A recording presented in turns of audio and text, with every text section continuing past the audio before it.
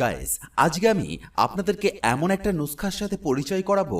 এই ফর্মুলাটা যদি আপনি ব্যবহার করতে পারেন, আপনার শরীরে যত পুরনো অ্যালার্জি থাকুক না কেন, সেই অ্যালার্জি পুরোপুরি গোড়া থেকে একেবারেই নির্মূল হয়ে যাবে এবং এই অ্যালার্জি আপনার শরীরে আর কখনো ফিরে আসবে না। হতে পারে আপনি অ্যালার্জির জন্য অনেক ভালো ট্রিটমেন্ট করিয়েছেন, অনেক অ্যালোপ্যাথি মেডিসিন খেয়েছেন, হোমিওপ্যাথি মেডিসিন পর্যন্ত খেয়েছেন, কিন্তু আপনার অ্যালার্জি একদম পুরোপুরি ঠিক হয়নি।